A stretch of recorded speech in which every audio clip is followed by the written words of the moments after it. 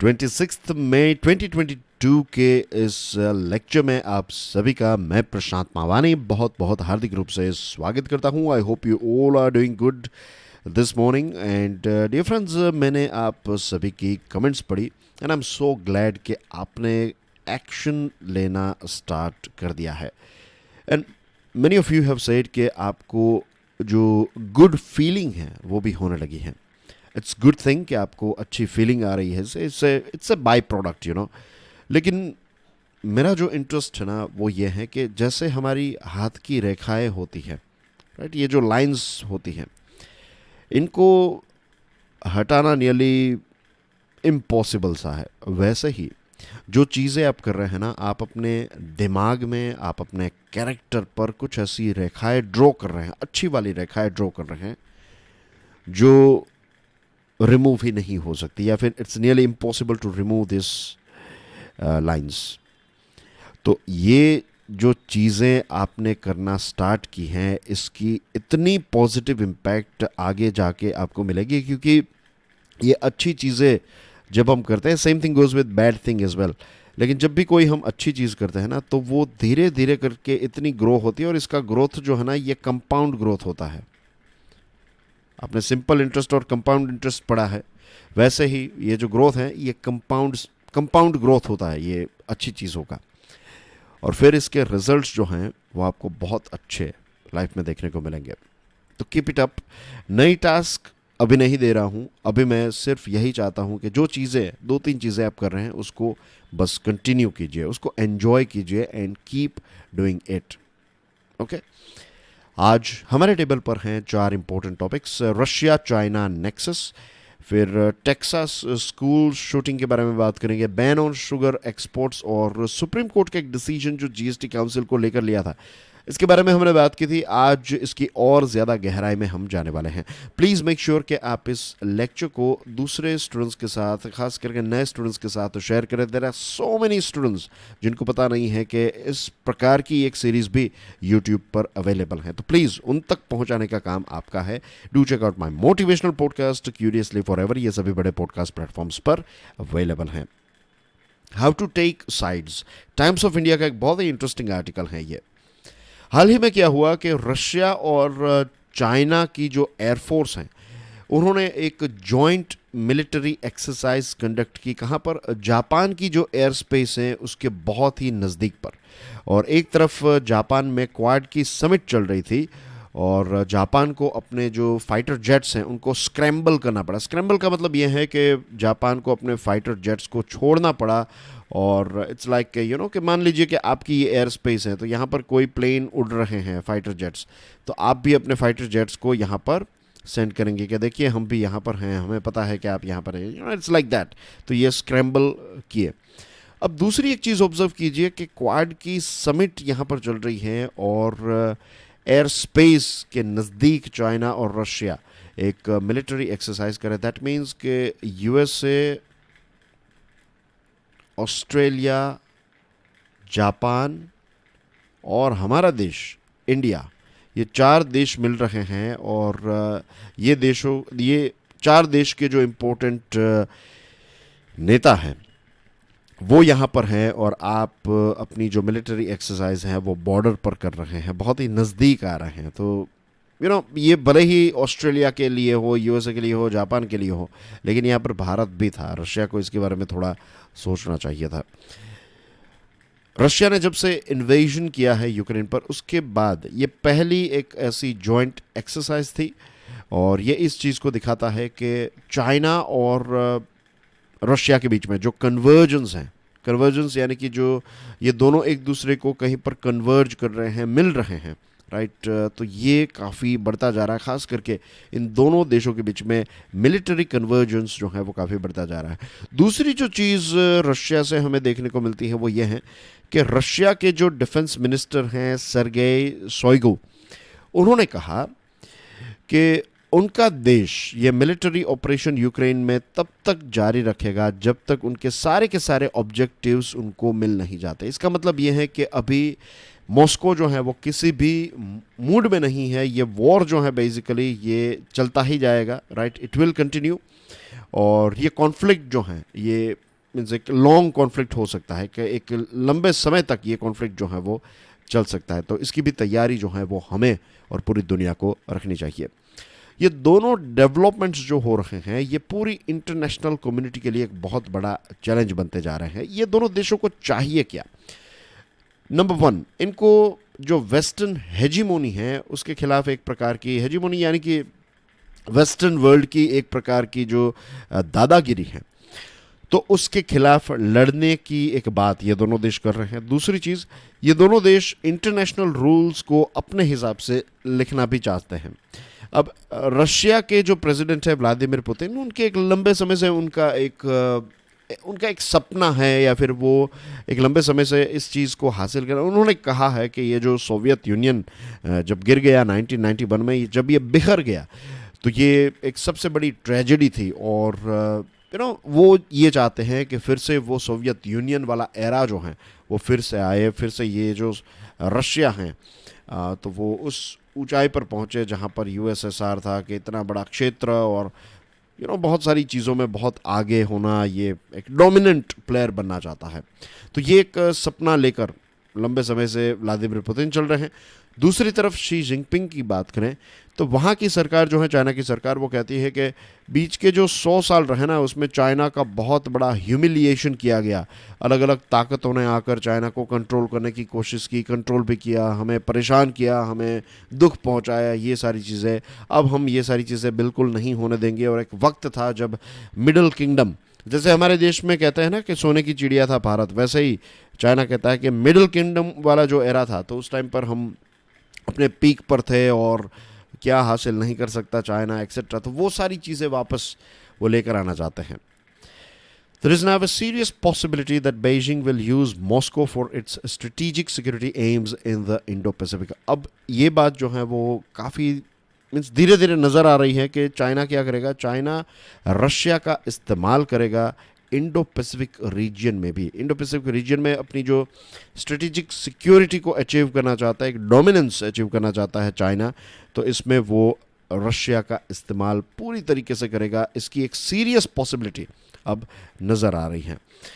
और जो current situation है, right, the current geopolitical situation demands that new Delhi takes issue based stands along with the west, कि हम stand अगर ले रहे हैं तो ये इश्यू बेस्ड होने चाहिए, राइट, परमानेंट नहीं होने चाहिए।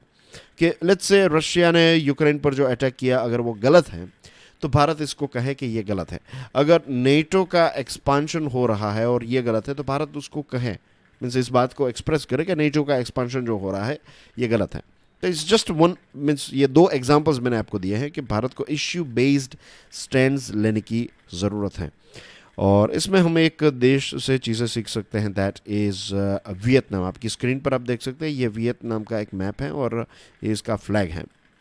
वियतनाम का जो कैपिटल है इसका नाम है हैनोई। तो हैनोई जो है इसका चाइना के साथ पार्टी टू पार्टी रिलेशन है, राइट, कम्युनिस्ट पार्टी ये भी फॉलो करते हैं। लेकिन जब अपने देश की मैरीटाइम टेरिटोरियल क्लेम की बात आती है साउथ चाइना सी में, तो ये चाइना के खिलाफ भी चला जाता है वियतनाम।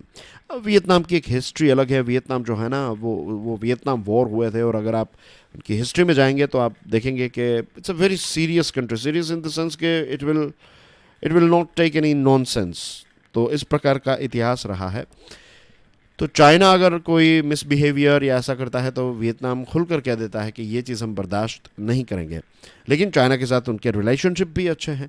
जापान ने जो स्टार्ट किया है comprehensive and progressive agreement for trans pacific partnership, तो इस चीज़ का पार्ट है वियतनाम। और दूसरी तरफ बेइजिंग के साथ भी अच्छे रिलेशनशिप है। हाल ही में जो Indo Pacific economic framework launch किया तो उसका भी ये पार्ट है। और ये जब वियतनाम वॉर चल रहा था, अगर आप पुरानी फिल्में देखते हैं तो रैम्बो फिल्म अगर आपने देखी है, सिल्वेस्टर स्टैलोन की रैम्बो 1 2 3 4 ऐसे बहुत सारे पार्ट्स आए हैं। आई थिंक रैम्बो 5 और 6 तक आए हैं।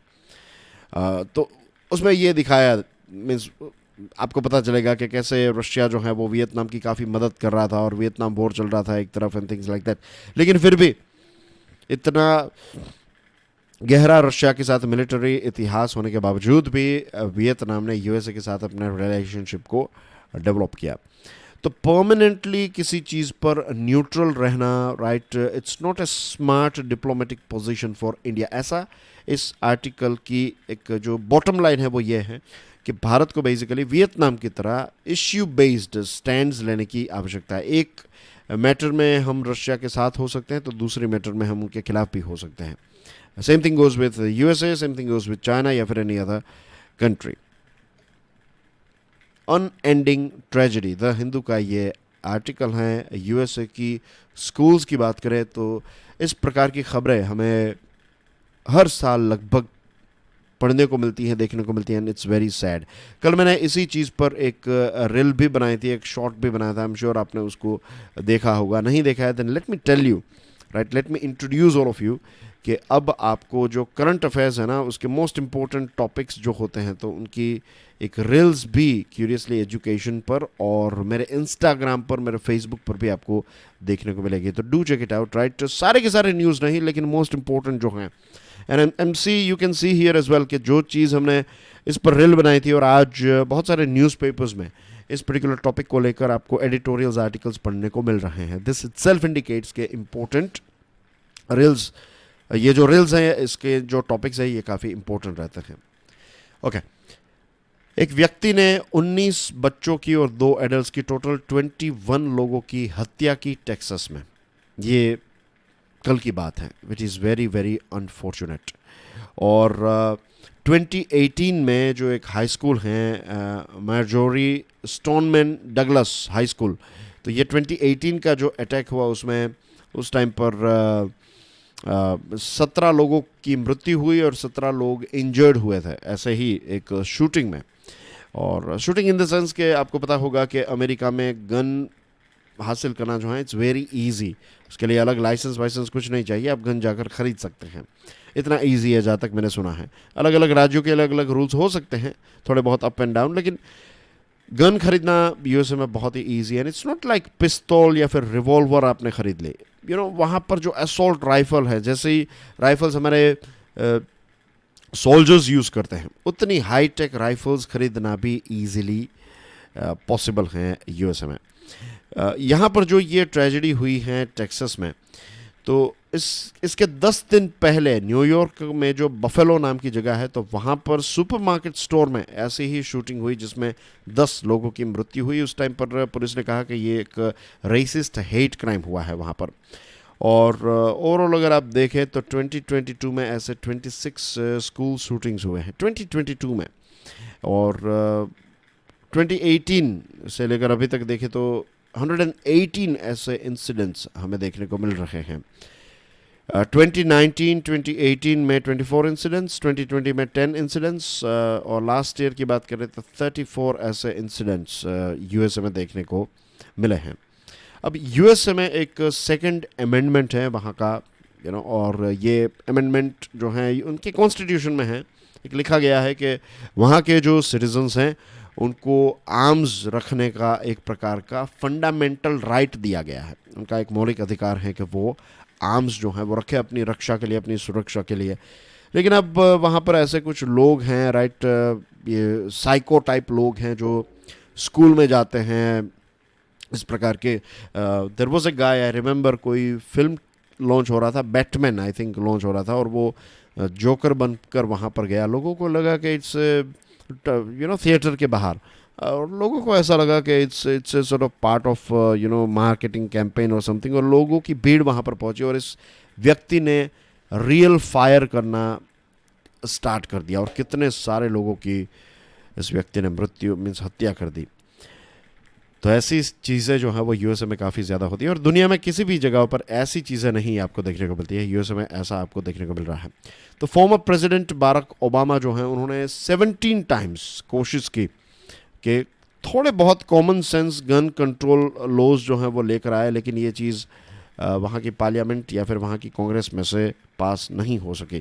द रीज़न इज़ कि हर कोई जानता है कि वहाँ की जो let's say national rifle association है तो उनके पास बहुत सारे पैसे हैं और ये बहुत लॉबिंग भी करता है, और इसके साथ जो पूरी गन मैन्युफैक्चरिंग इंडस्ट्री है इनका भी लॉबिंग जो है वो काफ़ी हैवी है। इनफैक्ट बहुत सारी बहुत सारे आर्टिकल्स और बहुत सारे आपको किताबों में भी ये पढ़ने को मिलेगा कि दुनिया के अलग अलग जगहों पर जब युद्ध होते हैं तो यूएसए की जो बड़ी बड़ी गन मेकिंग कंपनीज हैं उनको काफ़ी फ़ायदा होता है, उनके जो प्रोडक्ट्स हैं उनकी डिमांड काफ़ी बढ़ जाती है।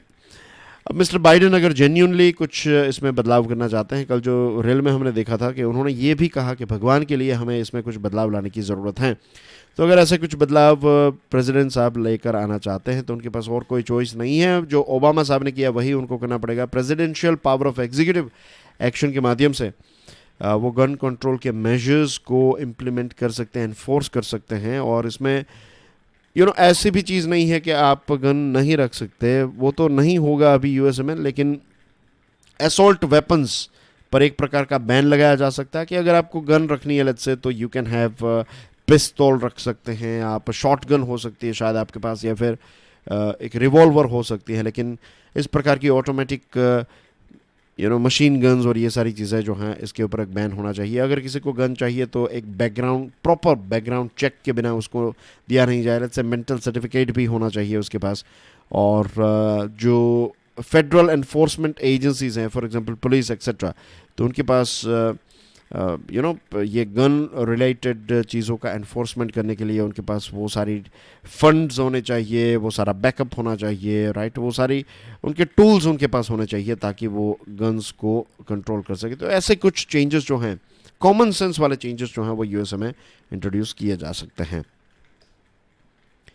Bitter not better, times of India का ये आर्टिकल है। Sugar this week joined wheat on Government of India's list of farm commodities facing an export clampdown। जो wheat पर एक एक्सपोर्ट बैन लगाया है, अब सरकार ने अपने लिस्ट में शुगर को भी ऐड कर दिया है और इसको रिस्ट्रिक्टेड कैटेगरी में डाल दिया है। द रीज़न इज़ कि हमारे देश में शुगर की प्राइस जो है वो इंक्रीज़ ना हो, तो this is the main reason कि सरकार ने शुगर के एक्सपोर्ट पर एक प्रकार का रिस्ट्रिक्शन लगाया है।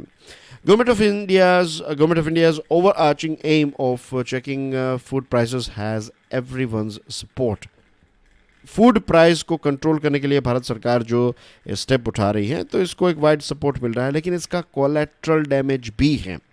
यानी कि आप कोई अच्छी चीज़ करने की कोशिश कर रहे हैं तो उससे कुछ नेगेटिव चीज़ें भी होगी ही, तो दिस इज़ कॉल्ड एक प्रकार का कोलैटरल डैमेज। इसमें नंबर 1 कोलैटरल डैमेज अगर कोई है तो ये है कि जो मार्केट फोर्सेस हैं, अब मार्केट में किसी चीज़ की डिमांड ज़्यादा है, राइट, या फिर कम है, सप्लाई ज़्यादा है, सप्लाई कम है, ये जो मार्केट फोर्सेस हैं उनको अपने हवाले छोड़ देना चाहिए।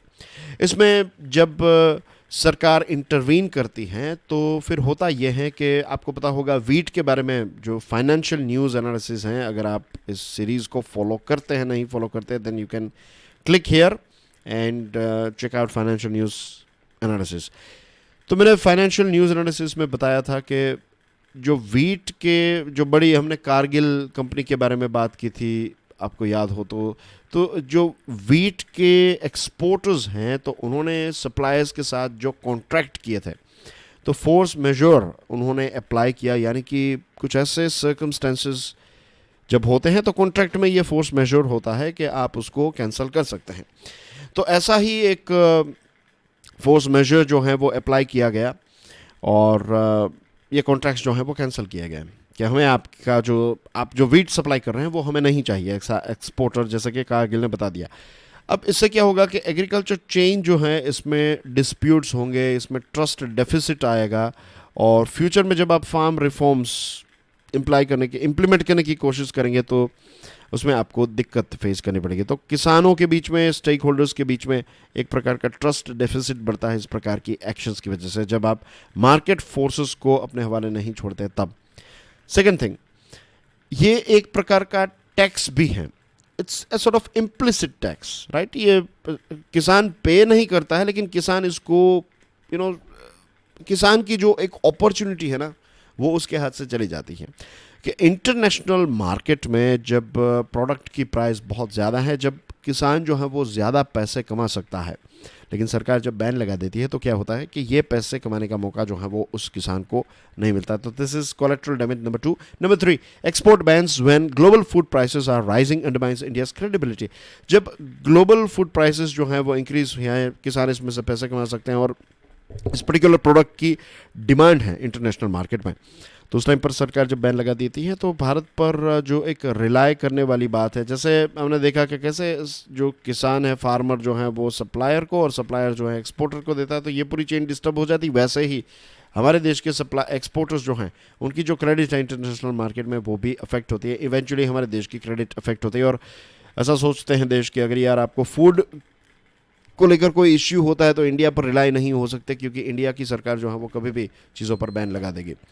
तो ये चीज़ भी होती है। तो this are the 3 things, right. अब भारत जो है वो यूनाइटेड नेशंस का वर्ल्ड फूड प्रोग्राम है जिसमें एक बाइंडिंग पैक्ट हो जाता है कि आपको चीज़ों को सप्लाई करता रहना पड़ेगा ऐसा। तो इसको ज्वाइन करने में इंडिया जो है वो काफ़ी रिलुक्टेंट है, इंडिया हिचकिचा रहा है और बहुत सारे इमर्जिंग देशों में फूड क्राइसिस अभी चल रही है, तो इसमें भारत को मदद करने की ज़रूरत है। लेकिन भारत सरकार का जो स्टैंड है वो यही है कि देखिए हमारे देश में, मैं भारत सरकार का जो पॉइंट है वो आपको बता रहा हूँ, फ्यूल की प्राइस काफ़ी ज़्यादा हैं, इसकी वजह से इन्फ्लेशन जो है वो काफ़ी बढ़ चुका है, फिर फूड इन्फ्लेशन जो है वो काफ़ी ज़्यादा है। और ऐसे सिचुएशन में अगर वीट को एक्सपोर्ट करने दे, क्योंकि वीट की इंटरनेशनल मार्केट में जब प्राइस इंक्रीज हुई तो हमारे देश में 15% वीट की प्राइस इंक्रीज हो गई। सेम थिंग वो will go with sugar as well, कि अगर शुगर की इंटरनेशनल मार्केट में डिमांड ज़्यादा है और आप सप्लाई होने देंगे तो हमारे देश में शुगर की प्राइस भी बढ़ जाएगी और फूड इन्फ्लेशन बढ़ेगा। ओवरऑल इन्फ्लेशन को टेम करने के लिए, कंट्रोल करने के लिए सरकार जो स्टेप्स उठाएगी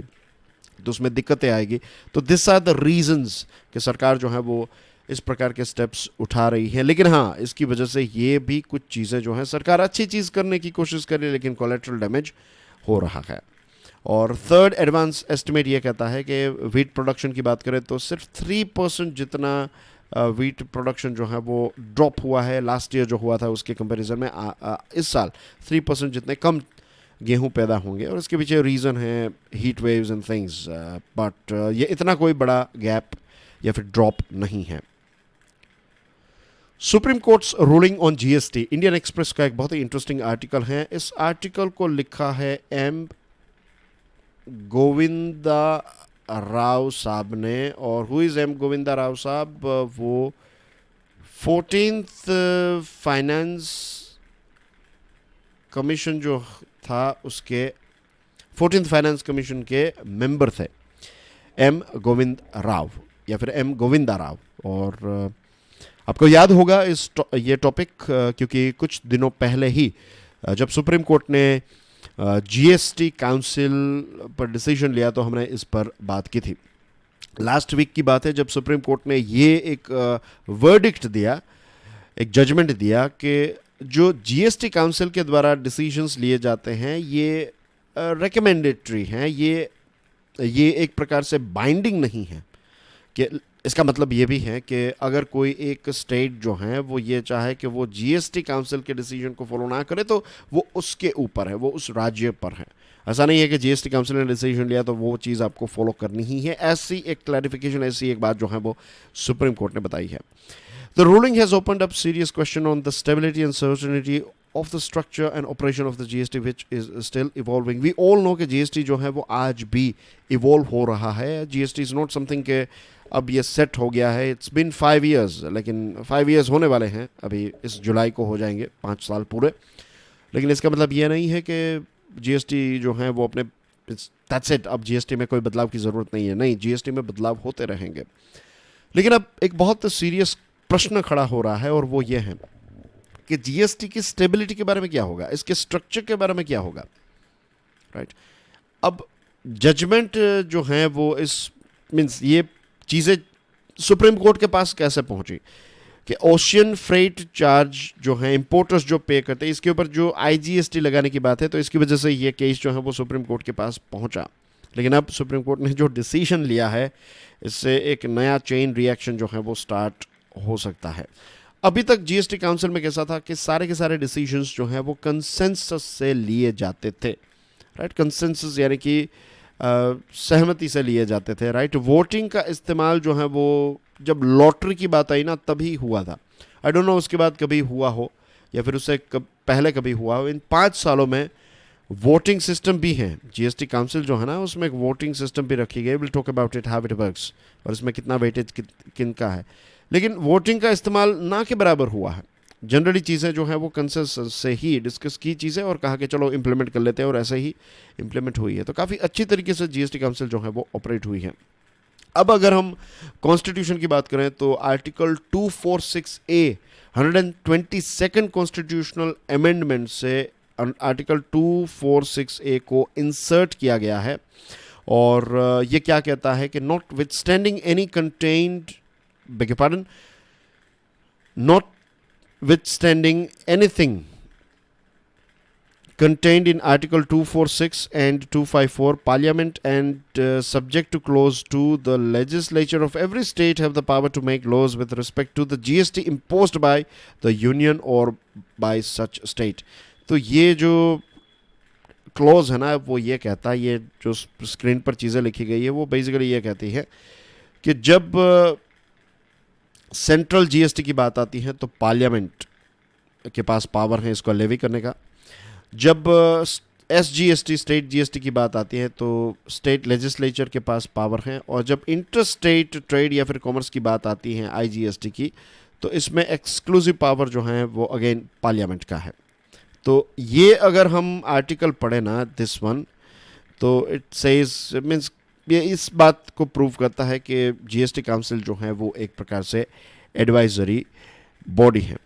लेकिन जो एक्चुअल डिसीजंस जैसे कि model GST levies, principle of levy, फिर अपोर्शनमेंट ऑफ जीएसटी, यानी कि जो जीएसटी लेवीड है तो इसमें अपोर्शनमेंट यानी कि कितना किसको हिस्सा दिया जाएगा, things like that, principle relating to place of supply, exemptions and rate structure, special provisions, ये जो एक्चुअल डिसीजंस जो है ना ये decisions parliament, right, in case of CSG parliament के द्वारा लिए जाते हैं। अगर आईजीएसटी तो भी पार्लियामेंट, और एसजीएसटी है तो स्टेट के द्वारा लिए जाते हैं।